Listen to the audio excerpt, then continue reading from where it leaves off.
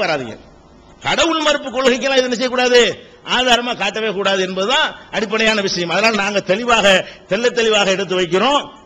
இந்த அண்ட சராசரங்களை, இந்த கோள்களை, இந்த கேலக்சியை, இந்த பிரபஞ்சத்தை, இந்த யூனிவர்ஸ் நிறைய இருக்குங்கிறான்.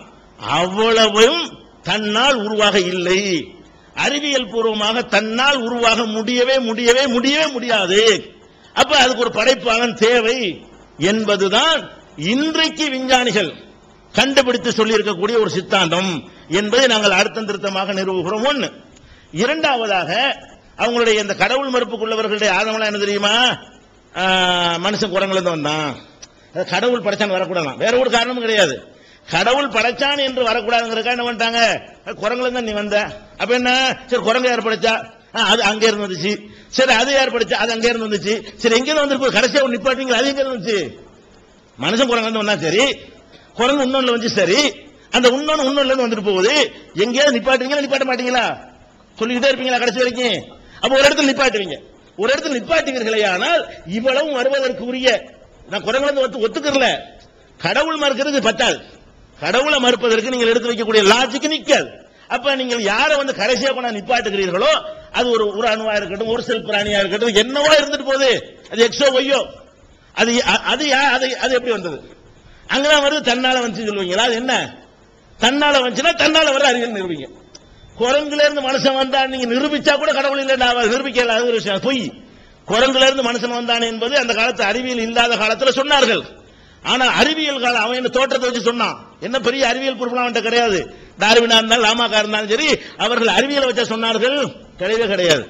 தோற்றங்களை பார்த்து குரங்கு மனுஷன் ஒரே மாதிரி இருக்கு, இந்த மாதிரியான ஒரு அறிவியலால் நிரூபிக்க முடியாத ப்ரூஃப் இல்லாத வெற்று ஊகங்களை ஆதாரமாக வைத்து அவர்கள் கடவுள் மறுப்பதற்கு இந்த தத்துவத்தை எடுத்து போட்டார்களே தவிர, ஆனா அதுவே கடவுள் மறுக்கிறதுக்கு உதவலன்னு உங்களுக்கு தெரியல. கடவுளை மறுக்கிறது உதவாது. மனுஷன் குரங்குல இருந்து பிறந்தாண்டு வேண்டாம் ஒரு நிறுவனம் அதை வச்சுக்கிட்டு அதுக்கப்புறம் போய்கிட்டே இருந்தா கடைசியில் என்ன ஆயிரும், ஏதோ ஒண்ணு அதுவா தான் இருந்துச்சுன்னு நிப்பீங்க. அங்கதான் கொஸ்டின் கேட்கிற இடமே எங்க இருக்குது, அந்த இடத்துல கொஸ்டின் நிக்கிறது. அப்ப கொஸ்டின் கேட்கிற இடத்த விட்டு வேற இடத்துல பரிசு எழுதிட்டு இருந்தா கேள்வி எங்க வருது, அங்கே ஆன்சர் பண்ணணும். அதுக்கு உங்கள்ட்ட ஆன்சர் சொல்ல முடியாது என்பதுதான் எங்களுடைய நிலைப்பாடு. இன்னும் சொல்ல போனால் முடிஞ்சா பெண்கள் மேல இருக்காங்களாமா, சரி சரி, தகவலுக்காக வேண்டி உங்களுக்கான அவகாசம் 20 நிமிஷம்.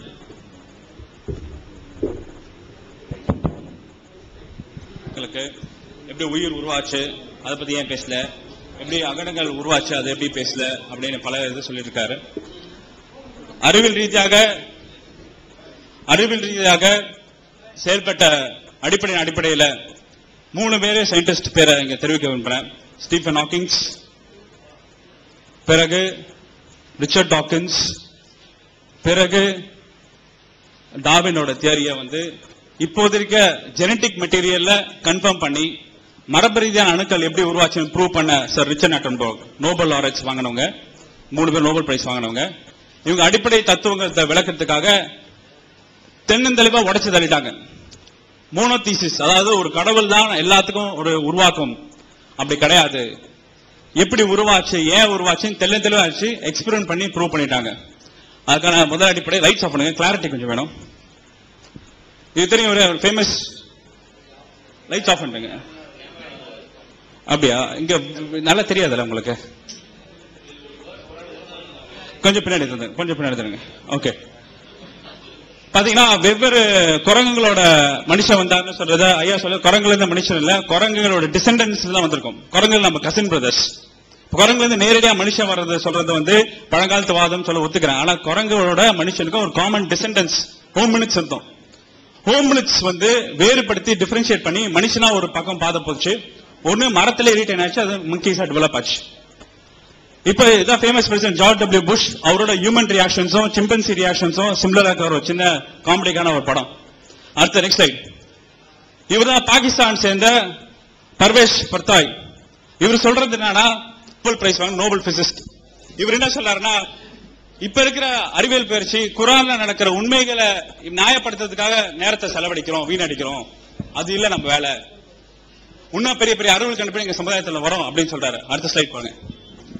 அதாவது ஐயா சொன்னாரு, அதாவது அப்ப இருக்க பெரிய பெரிய கண்டுபிடிப்புகள் கடவுள் இல்லாம கடவுள் மறுப்பு கொள்கை சொல்லிதான் வந்ததா? அப்ப கடவுள் நம்பினதானே வந்ததுன்னு சொன்னாரு. இல்ல, அப்ப புரட்சியாளர்கள் இருந்திருக்காங்க. ஐயா முன்னாடி சொன்ன போது வெளியே போயிட்டு சண்டை போட்டு வெளியே போன மாதிரி அப்ப மக்கள் சண்டை போட்டுதான், கேள்வி கேள்விதான், அடிப்படைய கேள்வி கேட்டுதான் அறிவியல் கண்டுபிடிப்பு வந்திருக்காங்க. இவர் டர்க்கியின் முதல் பிரசிடென்ட் அழகா சொல்றாரு, எனக்கு மதம் கிடையாது, அப்படி மதம் இருந்தா கடலை போட்டுதான் மிதிப்பேன் அப்படின்றாரு. டர்க்கிய ஒரு அறிவியல் நோக்கு பார்வையில ஒரு வளம் பெருமா நாடா வளர்த்துக்கு எனக்கு அறிவியல் பாதை தான் தேவை என்று முழுமையா சொன்னவர் டர்க்கியோட பிரசிடென்ட். அடுத்தது அப்துல்லா மஹாரி. இவர் கோல்டன் ஏஜ் ஆஃப் இஸ்லாம், அதாவது 90ல இருந்து 13ஆம் நூற்றாண்டுல ஒரு மாபெரும் சிரியன் போயட். அவர் கண்ணு தெரியாதவர். அவர் என்ன சொல்றாரு, எப்பப்பெல்லாம் ஒரு புக்கின் அடிப்படையில நீங்க ஒரு ஃபார்மேட்டும் பண்ண முடியாது. ஒரு புக்னா ஒரு மாத்திரை எக்ஸ்பைரி டேட் ஆன மாத்திரைனா தூக்கி போடுறது இல்லையா? ஒரு புக் அந்த காலத்துக்கு ஏற்ப அப்ப ரிலவெண்டா இருந்தது. இந்த காலத்துக்கு ஏற்ப எப்படி வரும்னு அந்த காலத்தையே கேள்வி கேட்டார். அப்ப கேள்வி கேட்டப்ப சொல்றாரு, நான் உலகத்துல 2 மனுஷன் தான் பாக்குறேன்.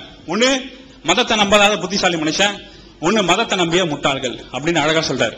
அவர் என்ன சொல்றாரு, மதம் என்பது ஒருத்தர் பழங்காலத்துல ஒரு மாபெரும் மாசஸ், அதாவது கூட்டத்தை அடிமை பண்ண உருவாக்கப்பட்ட சதின்னு அப்துல்லா மாரி அந்த ரினைசன்ஸ் பீரியட்ல கேள்வி கேட்டார். அடுத்தது ஓமர் கயாம்.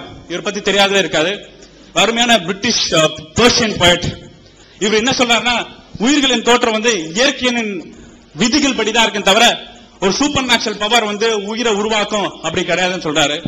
இவரோட ரூபாயத்தில் நீங்க அருமையான இவரோட பயம்ஸ், ஓமர் கயாம் பயம்ஸ் படிச்சாலே இவரோட கருத்துக்கள் எவ்வளவு தெள்ளன் தெளிவாக சிந்தனைக்கு உட்பட்டு அறிவியலுக்கு உட்பட்டு இருக்குன்னு நீங்க தெரிவிக்கலாம். அடுத்தது ஐயா சொன்னாரு, நீங்க மறுப்பு தெரிவிக்கிறீங்க, எப்படி உருவாச்சுன்னு சொல்லுங்க அப்படின்னு சொல்றாரு. பிக் பேங் தியரிய 1997ஆம் ஆண்டு ஸ்டீபன் ஹாக்கிங்ஸ் அந்த தியரி ப்ரூவ் பண்ணார். இப்போ ஒரு சின்ன வீடியோ பிக் பேங் தியரி எப்படி உருவாச்சுன்னு உங்களுக்கு காட்டுறேன். மேசிவ் எக்ஸ்ப்ளோஷன் உருவாக்க 2 புரோட்டான் பார்ட்டிகல் இடிக்கும் போது மேசிவ் எக்ஸ்ப்ளோஷன் உருவாக்குறதுல எக்ஸ்பெரிமெண்ட் அது. சவுண்ட் வைங்க, ஆங்கிலம் புரியும் நினைக்கிறேன்.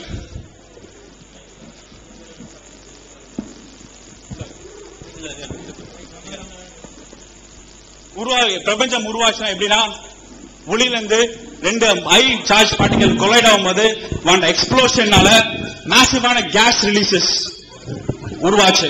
அந்த கேஸ் ரிலீசஸ் உருவாகும்போது பல்வேறு வால்கானிக் எரப்ஷன், 1900 டெம்பரேச்சர் ரெகுலேஷன்ஸ்ல பல்வேறு நட்சத்திரங்களும் கேலக்சியும் உருவாக்கின தருணம் அது. அந்த பிக் பேங் உருவாகுதுன்னு யார் உருவாக்கினா, ஏன் உருவாக்கினா, அதை யார் உருவாக்கின கேள்விகளுக்கு நெக்ஸ்ட் பதில் இருக்கு.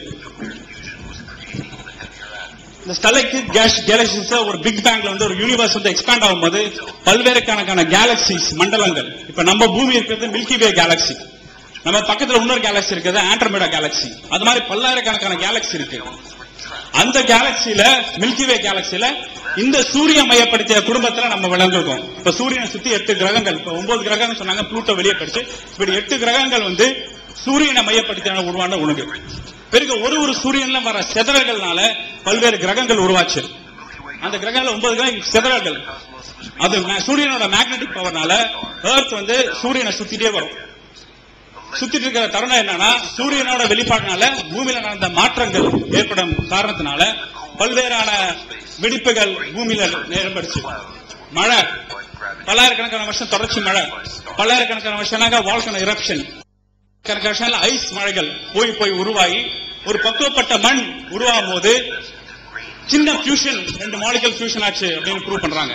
ஹைட்ரஜனும் கார்பன் மாலிகுலும் ஃபியூஸ் ஆகிற ஸ்பான்டேனியஸ் ஃபியூஷனை ஒரு உயிரணுக்கள் உருவான முயற்சிகளை அவங்க சொல்றாங்க. இந்த மாதிரி பிரபஞ்சங்கள்ல பல்லாயிரக்கணக்கான மில்லியன்ஸ் ஆஃப் கேலக்சிஸ் இருக்கு. அந்த கேலக்சிஸ் எக்ஸ்ப்ளோர் பண்றதுக்கான இப்ப பல்வேறு முயற்சிகளை நம்ம இறங்கி இருக்கோம். எத்தனையோ டெலிஸ்கோப்ஸ் டெவலப் பண்ணிருக்கோம், எத்தனையோ ஸ்பேஸ் ப்ரோப்ஸ் அலோவ் பண்ணிட்டு இருக்கோம். இப்ப கூட நம்ம விட்ட ஸ்பேஸ் ப்ரோப் சந்திரன்ல நீர் இருக்கு கண்டுபிடிச்சிருக்காங்க.